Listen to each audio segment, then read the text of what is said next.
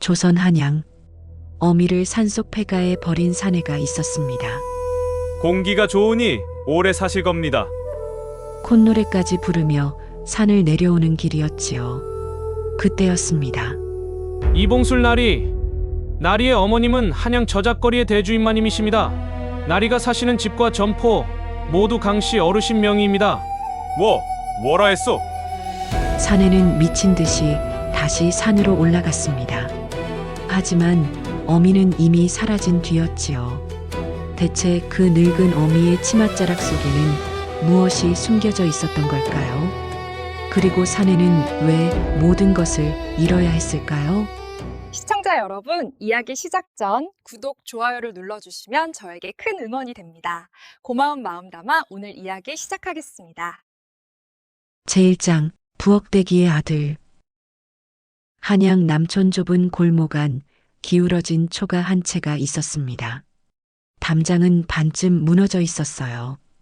대문이라 부르기도 민망한 나무판이 바람에 삐걱거렸습니다. 지나가는 사람들은 그 집을 거들떠보지도 않았어요.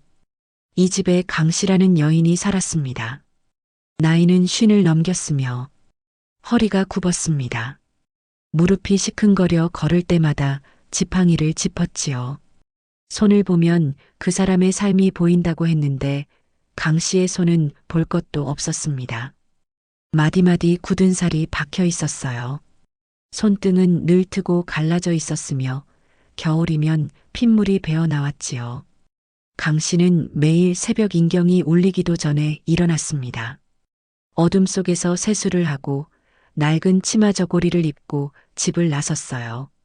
한성부 종로 큰 거리 뒤편 주막 하나가 강씨의 일터였습니다. 부엌대기, 솥을 닦고 그릇을 씻었어요. 나무를 다듬고 장작을 패고 물을 길었습니다. 하루 종일 서서 일했지요. 다리는 부었으며 허리가 끊어지는 것 같았습니다. 그래도 강씨는 쉬지 않았어요. 주막 주인 댁은 험한 사람이었습니다. 강씨, 그릇에 때가 남았잖아. 깨끗하게 다시 씻어. 예, 알겠습니다. 강씨는 고개를 숙이고 다시 솥 앞에 섰습니다. 찬물에 손을 담갔어요. 손가락이 쑤셨습니다. 하지만 얼굴은 변하지 않았어요. 늘 그랬으니까요. 이렇게 산 것이 벌써 30년이었습니다. 강씨에게는 아들이 하나 있었어요. 이봉술. 남편은 봉술이 5살 때 병으로 세상을 떠났습니다. 하루아침에 혼자가 됐지요. 친척이라곤 한 명도 없었기에 의지할 곳도 없었습니다. 25살 젊은 과부에게 남은 것은 어린 아들 하나뿐이었어요. 강씨는 이를 악물었습니다. 이 아이만은 제대로 키우겠다. 그를 가르쳐 과거에 보내 급제시키겠다는 마음뿐이었습니다. 그래서 부엌대기가 됐지요. 양반집에도 들어가고 주막에도 들어갔습니다. 가리지 않았어요. 돈이 되는 일이면 무엇이든 했습니다. 새벽에 나가서 밤에 돌아왔지요. 돌아오면 봉술이 잠들어 있었어요. 강씨는 아들 곁에 누워 조용히 머리를 쓰다듬었습니다. 돌배나무로 깎은 작은 빗으로 엉킨 머리카락을 빗겨주었지요. 우리 봉술이 잘 자거라. 아이는 잠꼬대를 했어요. 어무이. 강씨는 웃었습니다. 웃으면서 울었어요. 남들은 보지 못하는 밤이었습니다. 그러한 고된 시간은 흘러갔고 봉술은 무탈하게 자랐습니다. 강씨의 품삯으로 글방에 다녔어요. 천자문을 떼고 소학을 읽고 사설을 공부했습니다. 총명한 아이였지요. 훈장이 칭찬했어요. 이 아이는 과거에 붙을 제목이요. 강씨의 눈이 반짝였습니다. 그날 저녁 설거지를 하면서 혼자 웃었어요. 손이 갈라져 피가 났지만 아프지 않았습니다. 그런데 봉술이 15이 되던 해부터 달라지기 시작했어요. 글방 아이들이 놀렸습니다. 야, 너희 어미 부엌대기라며? 봉술의 얼굴이 붉어지고 주먹을 쥐었습니다. 하지만 아무 말도 하지 못했지요. 사실이었으니까요. 그날부터 봉술은 어미가 일터에서 돌아오면 눈을 마주치지 않았습니다. 밥상을 받을 때도 고개를 돌렸어요. 강 씨는 알아챘습니다. 하지만 내색하지 않았어요. 봉술아, 밥 먹어라. 예. 대답은 점점 짧아졌습니다. 세월이 흘러 봉술은 장성했어요. 과거를 봤습니다. 한 번, 두 번, 세 번. 번번이 낙방했지요. 봉술의 눈에서 빛이 사라졌습니다. 나는 안 되는 놈이야. 봉술은 붓을 꺾었어요. 장사에 손을 댔습니다. 포목점을 열었다가 망했어요. 생선 장사를 했다가 미쳤습니다. 빚이 쌓였지요. 그 사이 혼인을 했습니다. 아내 윤 씨는 장터 건넌마을 출신이었어요. 첫 인상은 얌전했습니다. 하지만 살림이 궁해지자 본색이 드러났지요. 서방님, 시어머니가 부엌댁이라는 소문이 온 동네에 퍼졌어요. 윤 씨의 목소리에 짜증이 묻어 있었습니다. 아이들이 서당에서 놀림을 받는다고요. 체면이 말이 아닙니다. 봉술은 아무 말도 하지 않았어요. 밥상을 밀어냈습니다. 입맛이 없었지요. 윤 씨는 멈추지 않았습니다.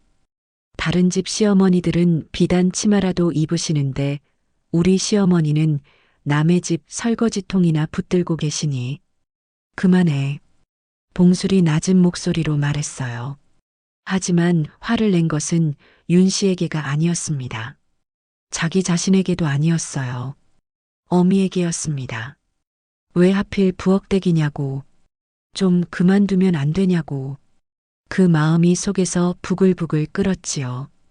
강 씨는 알고 있었습니다. 아들 내외가 자신을 어떻게 생각하는지, 며느리의 눈빛이 차갑다는 것도, 아들이 점점 얼굴을 돌린다는 것도. 하지만 강 씨는 웃었어요. 괜찮다. 이게 편한걸. 낡은 치마 저고리를 쓸어내리며 그렇게 말했습니다. 그 말 속에 무엇이 담겨 있었는지 아들은 몰랐어요. 며느리는 더더욱 몰랐지요. 강 씨의 치맛자락 깊숙이 꿰맨 안주머니. 그 안에는 누렇게 바랜 종이가 한 장 접혀 있었습니다. 30년 동안 한 번도 꺼내 보인 적 없는 종이. 그것이 무엇인지는 이 세상에서 딱 한 사람만 알고 있었어요. 강 씨는 오늘도 새벽에 일어나 주막으로 갔습니다. 솥을 닦았어요. 물을 길었습니다. 돌아오는 길에 하늘을 올려다봤지요. 별이 떠 있었습니다. 조금만 더 지켜보마. 강 씨는 작게 중얼거렸어요. 누구에게 하는 말인지 알 수 없었습니다. 바람이 불었습니다. 치맛자락이 펄럭이며 안주머니 속 종이가 바스락 소리를 냈습니다. 그 소리를 들은 사람은 아무도 없었지요. 하지만 그 종이 한 장이 곧 모든 것을 뒤집어 놓게 됩니다. 아들의 삶도, 며느리의 삶도, 그리고 강 씨 자신의 삶도. 제2장, 폐가와 정갈. 그날 아침은 유난히 맑았습니다. 하늘에 구름 한 점 없었어요. 햇살이 따가울 정도였지요. 좋은 날이었습니다. 적어도 봉술에게는요. 봉술은 이른 새벽부터 소달구지를 준비했어요. 짚을 깔고 낡은 이불을 펴놓았습니다. 그 위에 보따리 하나를 실었지요. 강 씨의 옷가지 몇 벌이 전부였습니다. 어무이 나오시지요. 봉술이 방문 앞에서 불렀어요. 목소리가 밝았습니다. 어딘가 들떠 있었지요. 강 씨는 천천히 방문을 열었습니다. 지팡이를 짚고 마루에 섰어요. 아들의 얼굴을 봤습니다. 오랜만에 보는 웃음이었어요. 오늘이 무슨 날이라고 이리 일찍 왔느냐? 말씀드렸잖습니까? 산 좋은 곳에 암자가 하나 있는데 거기서 편히 지내시라고요. 강 씨는 아무 말 없이 고개를 끄덕였습니다. 윤 씨는 부엌에서 나오지 않았어요. 시어머니를 배웅할 생각이 없었지요. 다만 부엌 안에서 작은 소리가 들렸습니다. 빨리 좀 가시지. 강 씨의 귀에 들렸을까요? 들렸을 겁니다. 하지만 강 씨는 고개를 돌리지 않았어요. 소달구지에 올라탔습니다. 봉술이 소곶비를 잡았지요. 달구지가 움직이기 시작했어요. 골목을 빠져나왔습니다. 큰 길로 접어들었지요. 한양 성문을 지나고 들판이 펼쳐졌습니다. 봉술은 콧노래를 불렀어요. 강 씨는 달구지 위에서 조용히 앉아 있었습니다. 스쳐가는 풍경을 바라봤지요. 논이 보였습니다. 밭이 보였습니다. 나무가 우거진 산이 가까워졌지요. 반나절을 이동하였습니다. 잘 정돈된 마을의 길이 사라지고 산길이 시작됐습니다. 달구지가 덜컹거렸지요. 강 씨의 몸이 흔들렸습니다. 길은 점점 좁아지고 풀이 무성하게 자라 소의 다리를 훑쳤습니다. 나뭇가지가 달구지를 긁었지요. 햇빛도 들지 않았어요. 나무 그늘이 짙었습니다. 강 씨는 입을 열었습니다. 봉수라. 예. 암자가 이리 깊은 산속에 있느냐? 봉술은 대답하지 않았어요. 잠시 뜸을 들이더니 말했습니다. 조용한 곳이 좋다 하시지 않았습니까? 강 씨는 더 묻지 않았어요. 그저 길을 봤습니다. 사람이 다니는 길이 아니었지요. 짐승이나 지나다닐 오솔길이었습니다. 마침내 소가 멈췄어요. 봉술이 말했습니다. 다 왔습니다. 강 씨는 천천히 고개를 들었어요. 눈앞에 펼쳐진 것은 암자가 아니었습니다. 폐가였지요. 무너진 토담이 먼저 보였어요. 돌이 굴러떨어져 여기저기 흩어져 있었습니다. 대문은 한쪽이 떨어져 나가 비스듬히 기대어 있었지요. 지붕의 이형은 반쯤 날아가 석가래가 드러나 있었어요. 마당에는 자풀이 무릎까지 자라 있었습니다. 쥐가 부엌 쪽에서 후다닥 도망치는 소리가 났지요. 사람이 살 수 있는 곳이 아니었습니다. 강 씨는 봉수를 봤어요. 봉술은 어미의 시선을 피했습니다. 달구지에서 보따리를 꺼내 마루 위에 툭 던졌지요. 먼지가 피어올랐어요. 봉수라. 강 씨의 목소리는 떨리지 않았습니다. 담담했지요. 이게 암자냐? 봉술은 그제야 어미를 봤어요. 입꼬리에 웃음이 걸려 있었습니다. 따뜻한 웃음이 아니었지요. 차가웠어요. 암자보다 낫지요. 공기가 이렇게 좋은데요. 강 씨는 아들의 눈을 들여다봤습니다. 온기가 없었어요. 돌멩이 같았지요. 정말 이럴 테냐? 이게 최선입니다. 어무이. 봉술의 목소리에 감정이 없었어요. 저도 먹고 살아야지요. 빚쟁이들이 문 앞에 줄을 섰는데 어무이까지 모시고 살 형편이 안 됩니다. 강 씨는 아무 말도 하지 않고 봉수를 한참 바라봤습니다. 그리고 천천히 소달구지에서 내렸지요. 지팡이를 짚고 마당에 섰습니다. 봉술은 소곶비를 잡았어요. 가끔 올라와서 먹을 것은 갖다 놓겠습니다. 거짓말인 줄 둘 다 알았지요. 그럼 편히 계십시오. 봉술은 소를 몰았습니다. 달구지가 움직였어요. 흙먼지가 피어올랐습니다. 강 씨는 그 자리에 서서 지켜봤지요. 달구지가 나무 사이로 사라질 때까지. 바퀴 소리가 멀어졌습니다. 완전히 사라졌어요. 산새 소리만 남았지요. 바람이 불었습니다. 차가운 바람이었어요. 그 바람결에 강 씨의 치맛자락이 펄럭였습니다. 강 씨는 폐가를 둘러봤어요. 부엌에 들어가 봤습니다. 아궁이에 재가 쌓여 있었지요. 솥은 녹이 슬어 있었으며 방에는 먼지가 가득했고 벽에는 금이 가 있었지요. 바람이 틈 사이로 들어왔어요. 강 씨는 마루에 앉았습니다. 무릎이 후들거렸어요. 하지만 얼굴은 평온했지요. 하늘을 올려다봤습니다. 맑았어요. 구름 한 점 없었지요. 정말 공기가 좋구나. 쓴웃음이었습니다. 30년을 키운 아들이었지요. 젖을 물렸어요.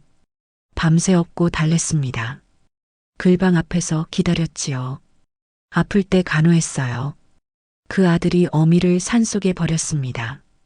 눈물이 날 법도 했지요. 하지만 나오지 않았어요. 이미 각오한 일이었으니까요. 강 씨는 치맛자락 안쪽에 손을 넣었습니다. 깊숙이 꿰맨 안주머니, 손가락 끝에 무언가 닿았어요. 딱딱한 종이였습니다. 누렇게 바랜 토지 문건. 강 씨는 그것을 천천히 꺼냈어요. 조심스럽게 펼쳤습니다. 모서리가 달아 있었지요. 오래 만졌던 흔적이었어요. 한양 도성 밖 넓은 들판. 그 땅의 문건이었습니다. 30년 전 일이었어요. 남편이 죽고 혼자가 됐을 때 강 씨의 손에 남은 것은 쥐꼬리만한 품삯뿐이었습니다. 그때 강 씨는 이상한 짓을 했지요. 도성 밖 허허 벌판에 땅을 샀어요. 아무도 거들떠보지 않는 땅이었습니다. 논도 아니고 밭도 아니고 그냥 풀만 무성한 벌판. 사람들이 비웃었지요.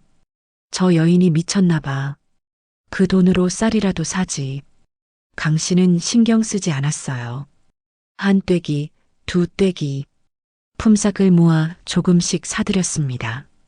명절에도 쉬지 않았지요. 손이 트고 허리가 꺾여도 멈추지 않았어요. 10년이 지났습니다.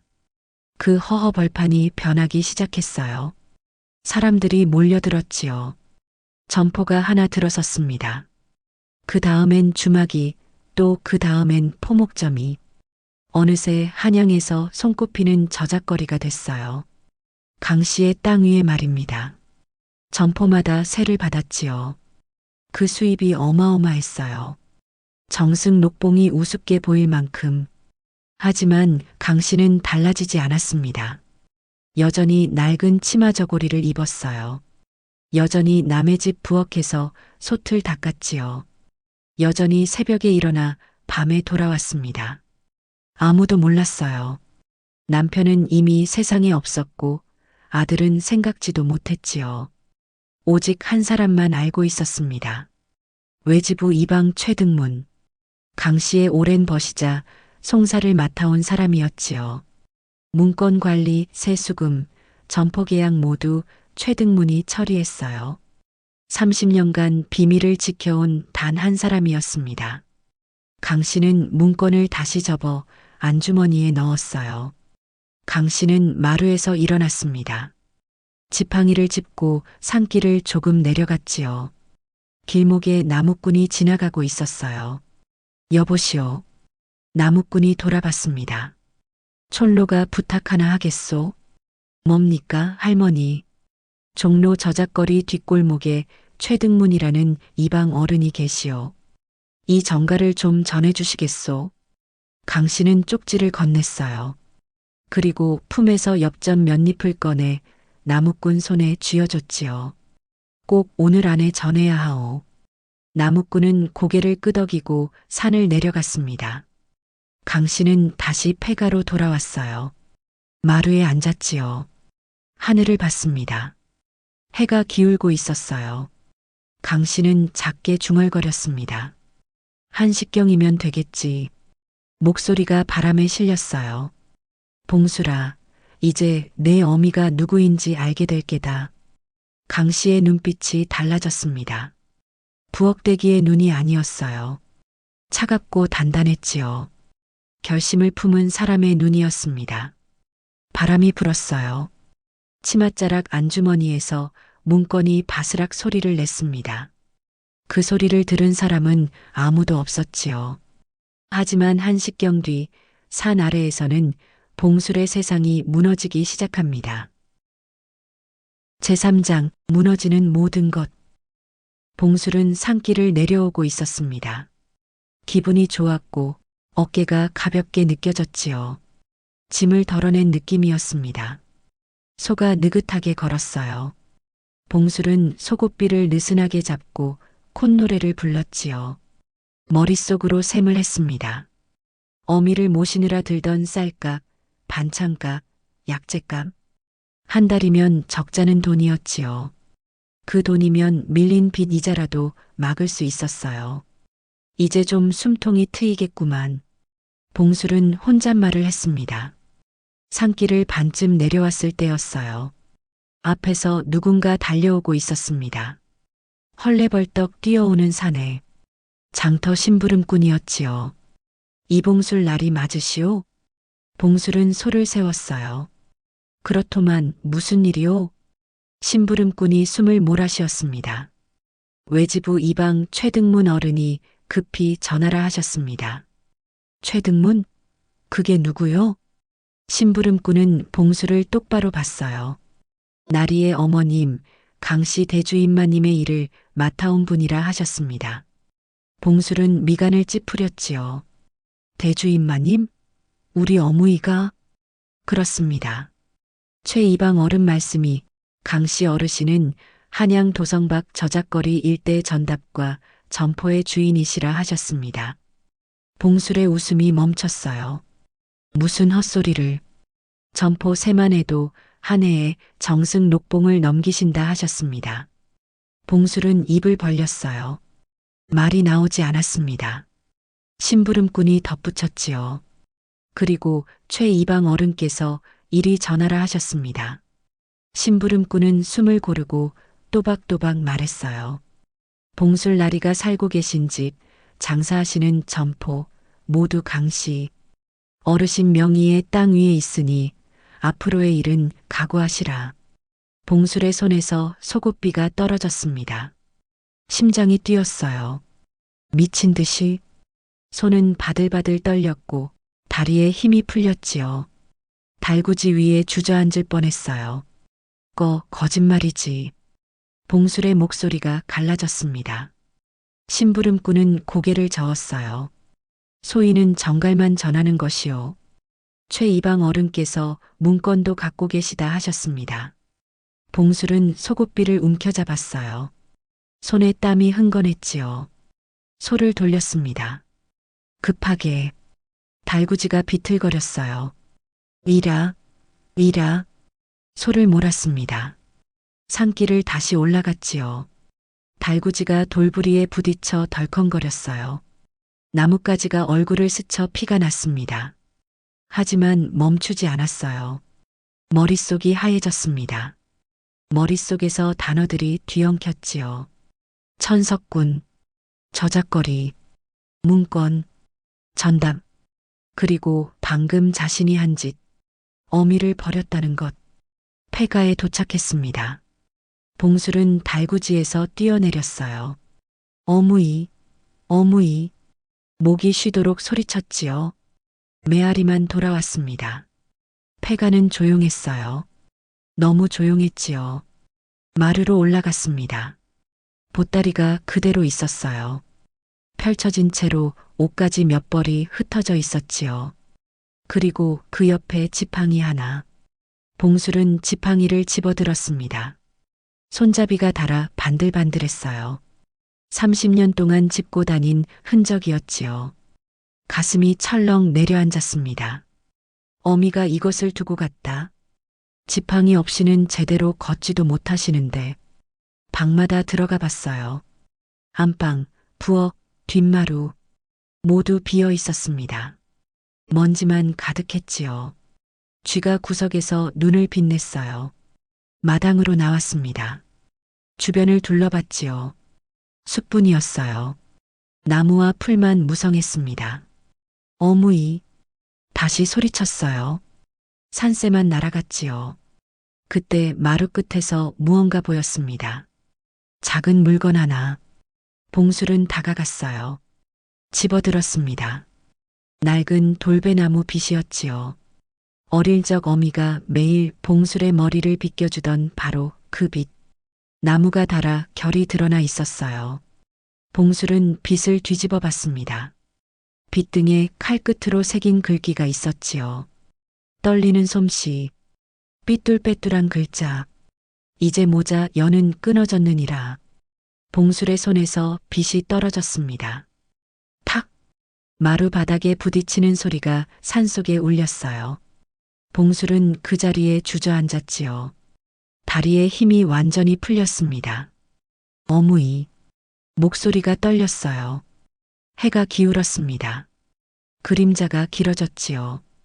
봉술은 한참을 앉아 있었어요. 빛을 주워들었습니다. 꽉 쥐었지요. 손등에 핏줄이 붉어졌어요. 소를 몰고 산을 내려왔습니다. 한양으로 돌아왔지요. 집에 도착했어요. 대문을 열었습니다. 윤 씨가 마루에 앉아 있었지요. 빨리 갔다 오셨네요. 봉술은 대답하지 않았어요. 방으로 들어갔습니다. 뒤적거렸지요. 집 문서를 찾았어요. 펼쳐봤습니다. 손이 얼어붙었어요. 땅 주인 이름. 강씨. 어미 이름이었지요. 봉술은 그동안 한 번도 제대로 읽어본 적이 없었습니다. 자기 집인 줄로만 알았지요. 서방님, 무슨 일이에요?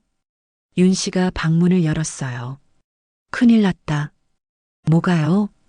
이 집이 어무이 거였어. 윤 씨의 얼굴이 굳었습니다. 무슨 소리예요? 땅이 어무이 명이야. 점포도 마찬가지고. 그게 무슨.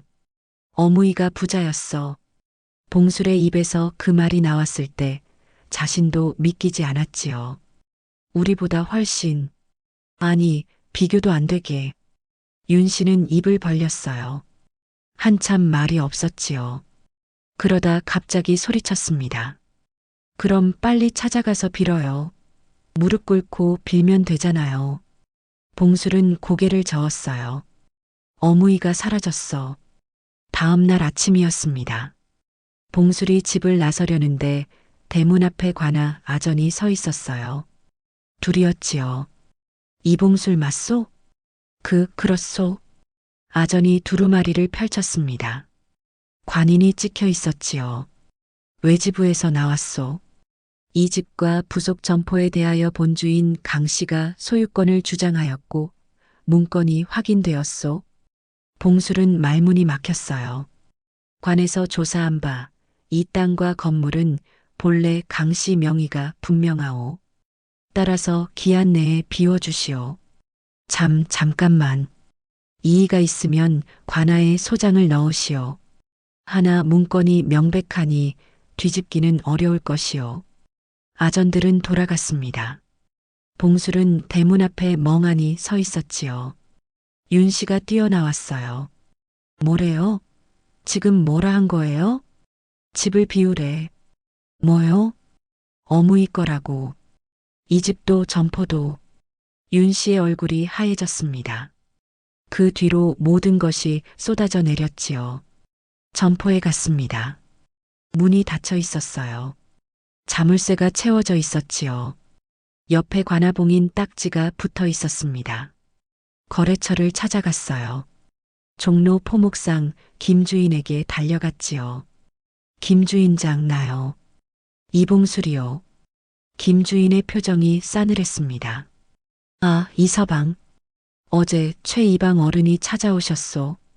뭐라 하시던가요? 이서방과 거래를 끊으라 하셨소. 강씨 대주인마님의 뜻이라고. 봉술은 다른 거래처로 갔어요. 똑같은 대답이 돌아왔지요. 장터 쌀가게도 건넌마을 도가도 모두 등을 돌렸습니다. 한나절 만에 봉술의 세상이 무너졌어요. 집으로 돌아왔습니다. 윤 씨가 보따리를 싸고 있었지요. 뭐 하는 거요?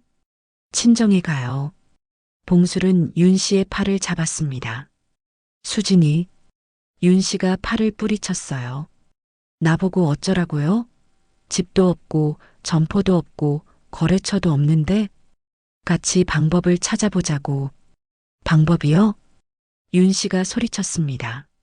목소리가 갈라졌지요. 방법은 서방님이 시어머니를 산속에 버리기 전에 찾았어야죠. 봉술은 말문이 막혔어요.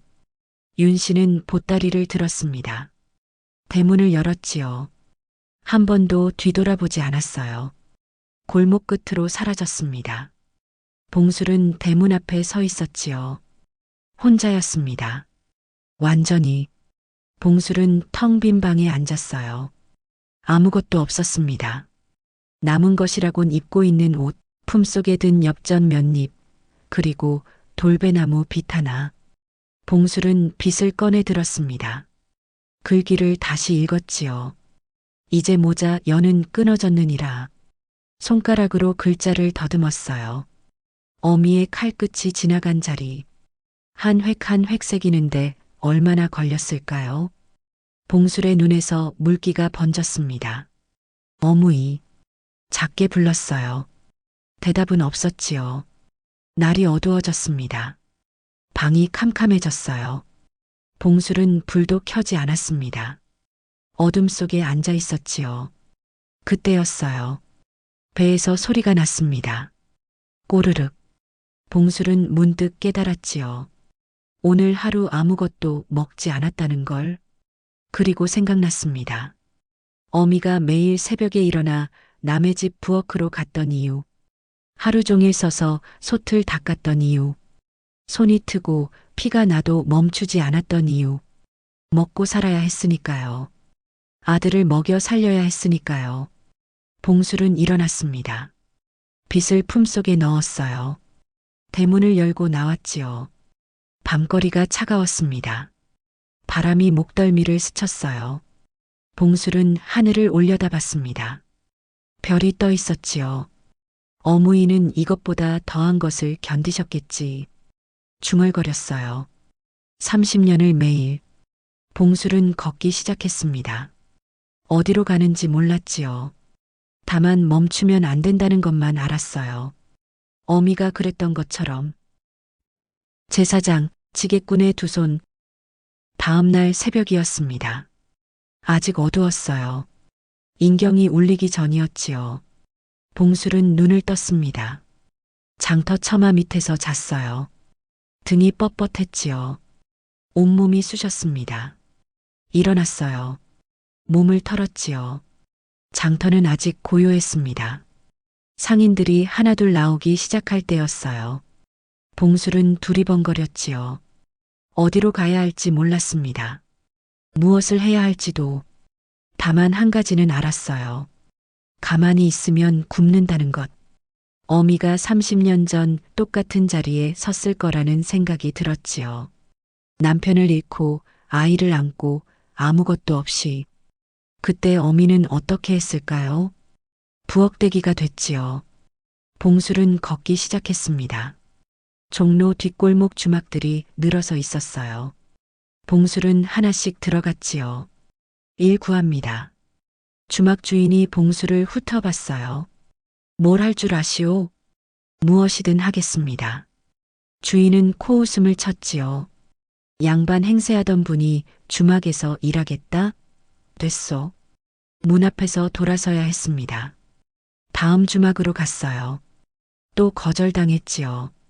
그 다음에도 반나절 동안 10곳 넘게 다녔습니다. 모두 안 된다고 했어요. 해가 높이 올랐지요. 배가 고팠습니다. 품속 엽전을 세어봤어요. 스무님, 이것으로 며칠이나 버틸 수 있을까? 봉술은 장터 한쪽에 주저앉았습니다. 그때 눈에 들어온 것이 있었지요. 장터 귀퉁이에서 늙은 사내가 지게를 지고 있었어요. 등이 활처럼 휘어 있었습니다. 나무를 가득 진 지게가 사내를 짓누르고 있었지요. 봉술은 다가갔어요. 어르신, 늙은 사내가 돌아봤습니다. 나무를 지면 품삯이 나옵니까? 사내는 봉술을 위아래로 봤지요. 젊은 양반이 지갯일을 하겠다고? 양반이 아닙니다. 먹고 살아야 하는 사람입니다. 사내는 한참 봉술을 봤어요. 그리고 입을 열었지요.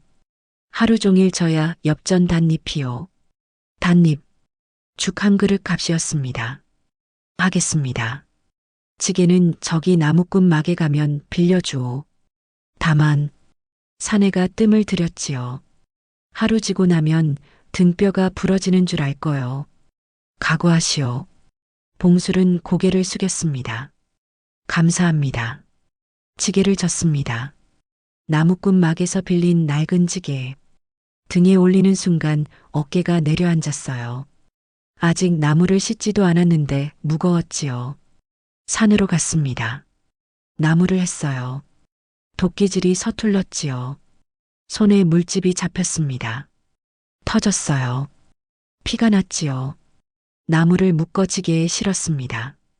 일어서려는데 다리가 후들거렸어요. 이를 악물었지요. 일어섰습니다. 산을 내려왔어요. 장터까지 걸었지요. 나무를 부렸습니다. 엽전 단잎을 받았어요. 손바닥 위 엽전 5개. 봉술은 그것을 한참 내려다봤습니다. 어미는 이것보다 적은 품삯으로 나를 키웠구나. 봉술의 눈이 뜨거워졌지요. 하루가 이틀이 됐습니다. 이틀이 닷새가 됐지요. 닷새가 열흘이 됐어요. 봉술은 매일 새벽에 일어났습니다. 산으로 갔지요. 나무를 했어요. 장터에 팔았습니다. 등이 휘었어요. 어깨가 벗겨졌지요. 손이 갈라졌습니다. 핏물이 배었어요. 사람들이 봉수를 봤습니다. 저 산에 전에 점포 하나 갖고 있었던 이봉술 아니오? 맞소. 빚지고 쫓겨났다던데. 쯧쯧. 꼴 좋다. 수군거리는 소리가 들렸어요. 봉술은 고개를 숙였지요. 얼굴이 화끈거렸습니다. 창피했어요. 하지만 그 순간 떠오른 것이 있었지요. 어미도 이랬을까? 남의 집 부엌댁이라고 손가락질 받을 때 이렇게 창피했을까? 아니, 어미는 30년이었지요. 봉술은 겨우 열흘이었습니다. 봉술은 고개를 들었어요. 등을 폈지요. 지게를 다시 졌습니다. 한 달이 지났어요. 봉술은 지게일만으로는 한계가 있다는 것을 알았습니다. 장터를 돌아다녔지요. 무엇이든 배울 것을 찾았어요. 엿 장수박 노인이 눈에 들어왔습니다. 매일 같은 자리에서 엿을 파는 늙은 사내. 손님이 끊이지 않았지요. 봉술은 다가갔어요. 어르신 밑에서 심부름이라도 하겠습니다. 품삯은 안 받아도 됩니다. 일만 가르쳐 주십시오. 박 노인은 빈정거렸지요. 엿 만드는 게 만만해 보이요? 만만하다고 생각지 않습니다. 그럼 왜 하려고? 봉술은 잠시 생각했어요. 그리고 솔직하게 말했지요. 제대로 된 장사를 배우고 싶습니다. 남에게 기대지 않고 제 손으로 벌어먹는 법을요. 박 노인은 봉술의 손을 봤어요. 갈라지고 물집 자국이 남은 손. 지갯일을 한 손이라는 건 한눈에 알 수 있었지요. 내일 인경 치기 전에 오시오. 정말입니까? 늦으면 쫓겨나오. 봉술은 깊이 고개를 숙였습니다. 은혜 잊지 않겠습니다. 다음 날부터 봉술은 박 노인 밑에서 일했어요. 새벽에 불을 지폈지요. 엿기름을 삶았습니다. 무거운 솥을 들었어요. 휘저었지요. 팔이 빠지는 줄 알았습니다. 박 노인은 까다로운 사람이었어요. 불세기가 고르지 않소. 다시, 이 정도면 괜찮지 않습니까? 괜찮은 게 어디 있소. 제대로 해야 제대로 되지. 봉술은 입을 다물었지요. 다시 했습니다. 밤에는 장터 구석에서 잤어요. 이부자리도 없었지요. 추웠습니다. 바람이 뼈를 때렸어요. 석 달이 지났습니다. 봉술은 엿 만드는 법을 익혔어요. 맛이 나기 시작했지요. 박 노인도 인정했습니다. 손맛이 붙었소? 그 한마디가 그렇게 기쁠 수 없었어요. 반년이 흘렀습니다. 봉술은 엽전을 모았어요. 한 입, 두 입. 낭비하지 않았지요. 하루 한 끼 죽으로 버텼습니다. 남는 것은 전부 모았어요. 장터 사람들이 봉수를 알아보기 시작했지요. 저 산에 성실하구먼. 매일 새벽부터 밤까지 쉬지를 않아. 처음에 수군거리던 사람들이 달라졌어요. 고개를 끄덕이기 시작했지요. 어느 날 박 노인이 말했습니다. 이서방, 이제 독립해도 되겠소? 봉술은 눈이 커졌어요. 제가 장사를 해도 됩니까? 사람이 달라졌으니 될 만하지. 박 노인은 주름진 얼굴로 웃었지요. 다만 한 가지 기억하시오. 장사는 손으로 하는 거요. 머리가 아니라. 봉술은 자신의 손을 내려다봤어요. 갈라지고 굳은 살이 박힌 손. 어미의 손과 같았지요. 1년이 지났습니다. 봉술은 장터 구석에 떡전을 열었어요. 작은 좌판 하나. 그게 전부였지요. 새벽에 일어나 떡을 만들었습니다. 쌀을 씻고 불을 떼고 절구를 찧었지요. 팔이 터질 것 같았어요. 하지만 멈추지 않았습니다. 손님이 하나둘 생겼어요.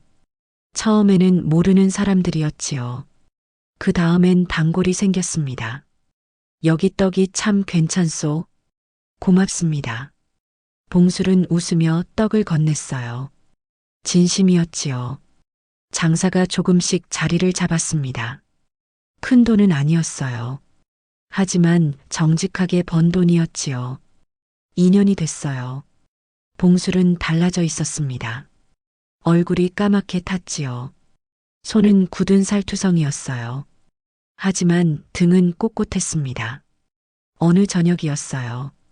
떡전 정리를 마치고 장터를 나서는데 저 멀리 저작거리 큰 건물이 보였습니다. 어미의 건물이었지요. 봉술은 멈춰 섰어요. 한참을 바라봤지요. 어머니가 저것을 만드셨구나. 중얼거렸습니다. 부엌대기를 하시면서 눈물이 날 뻔했지요. 하지만 참았습니다. 울 때가 아니었어요.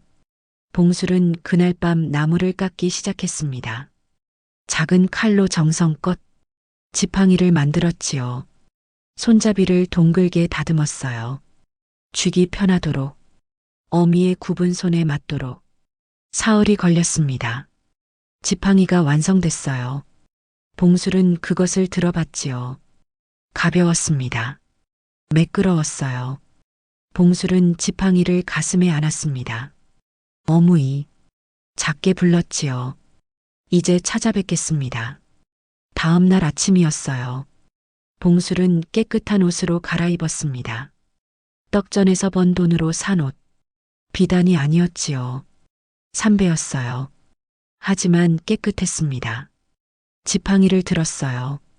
폐가에서 가져온 돌배나무 빗도 품에 넣었지요. 장터를 나섰습니다. 종로 큰 거리를 지나 저작거리 뒷골목으로 갔어요. 최등문의 처소를 찾았지요. 대문 앞에 섰습니다. 심호흡을 했어요. 두드렸지요. 똑똑. 안에서 발소리가 났습니다. 문이 열렸어요. 최등문이 서 있었지요. 봉수를 위아래로 봤습니다. 2년 전과 완전히 다른 모습. 까맣게 탄 얼굴, 굳은 살 박힌 손, 하지만 흔들리지 않는 눈빛. 이봉술이요? 예, 접니다. 무슨 일로 왔소? 봉술은 품에서 지팡이를 꺼냈어요. 어무이를 뵙게 해주십시오. 최등문은 지팡이를 받지요. 그리고 봉술의 손을 받습니다. 갈라지고 굳은 손. 잠시 침묵이 흘렀어요. 한 가지 묻겠소. 최등문의 목소리가 낮아졌지요. 용서를 구하러 왔소? 봉술은 고개를 저었습니다. 아닙니다. 최등문의 눈이 움직였어요. 그럼 왜 왔소?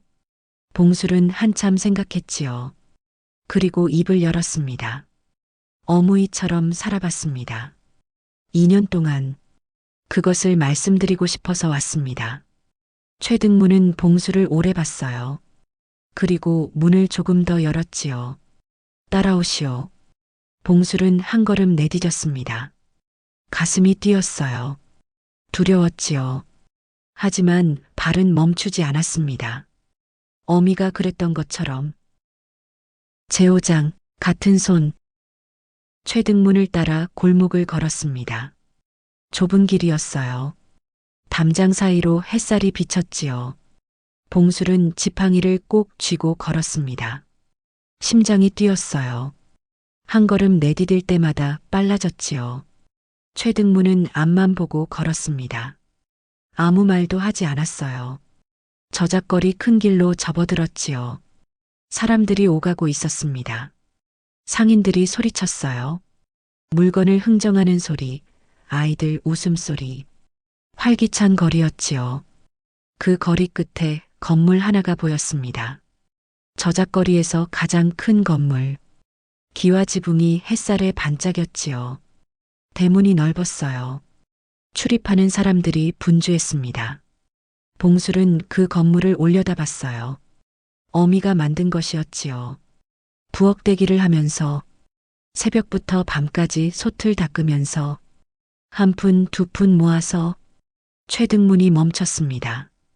여기서 기다리시오. 안으로 들어갔지요. 봉술은 대문 앞에 섰어요. 기다렸습니다. 바람이 불었지요. 봉술의 옷자락이 펄럭였어요. 삼배옷이었습니다. 깨끗했지만 소박했지요. 지나가는 사람들이 봉술을 흘끔 봤어요. 신경 쓰지 않았습니다. 얼마나 지났을까요? 대문이 열렸어요. 최등문이 나왔지요. 들어오시오. 안으로 들어갔습니다. 마당을 지나 안채로 향했지요. 마루가 넓었어요. 깨끗했습니다. 처마 밑에 바람이 지나갔지요. 안방 문 앞에 섰습니다. 최등문이 안으로 말했어요. 대주인마님 데려왔습니다. 잠시 침묵이 흘렀지요. 들라 하여라. 목소리가 들렸습니다. 봉술은 숨이 멎었어요. 어미의 목소리. 2년 만이었지요. 하지만 달랐습니다. 부엌대기 시절의 낮고 조용한 목소리가 아니었어요. 단단했지요. 무게가 있었습니다. 봉술은 문을 열었어요. 방 안으로 들어갔지요. 강 씨가 앉아 있었습니다. 봉술은 그 모습을 보고 걸음을 멈췄어요. 달랐습니다. 완전히 달랐지요. 낡은 치마 저고리가 아니었어요. 곱게 물들인 명주 저고리에 짙은 색 치마를 입고 있었습니다. 머리는 단정하게 올렸지요. 비녀가 꽂혀 있었어요. 하지만 봉술의 시선이 머문 것은 옷이 아니었습니다. 어미의 등이었지요. 구부정하던 등이 펴져 있었어요. 꼿꼿했습니다. 30년 동안 숨기고 있었던 것이지요. 구부린 것이 아니라 구부리고 있었던 것이었어요. 강 씨는 봉술을 봤습니다. 표정이 없었지요. 차갑지도 따뜻하지도 않았어요. 그저 고요했습니다. 앉아라. 봉술은 문 앞에서 무릎을 꿇었어요. 방 안으로 들어가지 않았지요. 어무이. 목소리가 떨렸습니다. 강 씨는 봉술을 바라봤어요. 까맣게 탄 얼굴, 삼배옷, 그리고 손, 갈라지고 굳은 살이 박힌 손. 강 씨의 눈이 그 손에서 멈췄지요. 뭐하러 왔느냐? 어무이께 드릴 것이 있어서 왔습니다. 봉술은 품에서 지팡이를 꺼냈어요. 두 손으로 받쳐들었지요. 마루 위에 조심스럽게 놓았습니다. 강 씨는 지팡이를 봤어요. 이게 뭐냐? 제가 깎았습니다. 어무이 손에 맞게. 강 씨는 손을 뻗지 않았어요. 지팡이를 내려다볼 뿐이었지요. 손잡이를 동글게 다듬었습니다. 봉술의 목소리가 작아졌어요. 어무이 손이 굽으시니까 쥐기 편하도록. 강 씨의 눈빛이 미세하게 흔들렸습니다. 하지만 입은 열지 않았지요. 봉술은 고개를 숙였어요. 어무이, 저는 2년 동안 살아봤습니다. 강 씨는 아무 말 없이 들었지요. 지게를 졌습니다. 나무를 팔았어요. 엿 장수 밑에서 일했습니다. 떡전을 열었지요. 봉술의 손이 떨렸어요. 하루 벌어죽 한 그릇이었습니다. 등이 휘고 손이 갈라지고 밤에는 장터 처마 밑에서 잤습니다. 강 씨의 손가락이 무릎 위에서 꼼지락거렸지요. 그제야 알았습니다. 봉술은 고개를 들었어요. 어미를 똑바로 봤지요. 어무이가 30년 동안 얼마나 힘드셨는지. 목소리가 갈라졌습니다. 새벽에 일어나 남의 집 부엌에 가시고 하루 종일 솥을 닦으시고 손이 트고 피가 나도 멈추지 않으시고. 강 씨의 입술이 미세하게 떨렸어요. 그게 전부 저 때문이었다는 걸 이제야 알았습니다. 봉술은 마루에 이마를 대었지요. 용서를 구하러 온 것이 아닙니다. 강 씨가 처음으로 입을 열었어요. 그럼 뭐하러 왔느냐? 봉술은 이마를 든 채 말했습니다. 어무이처럼 살고 싶다고 그 말을 들이러 왔습니다. 방 안이 고요해졌어요. 바깥에서 새소리가 들렸지요. 바람이 처마를 스쳤습니다. 햇살이 문틈으로 비쳐 들어왔어요. 강 씨는 한참 말이 없었습니다. 봉술도 움직이지 않았지요. 무릎 꿇은 채로, 이마를 숙인 채로 한참이 지났어요. 강 씨가 입을 열었습니다. 고개를 들어라. 봉술은 천천히 고개를 들었지요. 어미의 얼굴을 봤습니다. 강 씨의 눈가가 붉어져 있었어요. 하지만 눈물은 흘리지 않았지요. 참고 있었습니다. 손을 내밀어 보아라. 봉술은 두 손을 내밀었어요. 갈라지고 굳은 살이 박히고 물집 자국이 남은 손. 강 씨는 자신의 손을 펼쳤습니다. 나란히 놓았지요. 같았어요.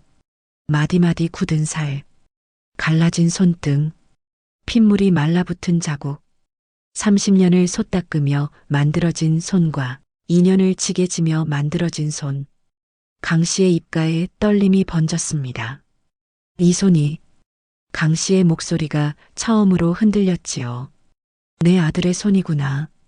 봉술의 눈에서 눈물이 떨어졌어요. 참을 수 없었지요. 강 씨가 아들의 손을 잡았습니다. 두 손으로 감쌌지요. 거칠고 따뜻한 손이었어요. 봉술아. 예, 어무이. 강 씨의 눈에서 눈물이 한 줄기 흘렀습니다. 30년 동안 참아온 눈물이었지요. 이제야 내 자식이로구나. 봉술은 어미의 손을 잡고 울었어요. 소리 내지 않았지요. 그저 눈물만 흘렀습니다. 어깨가 떨렸어요.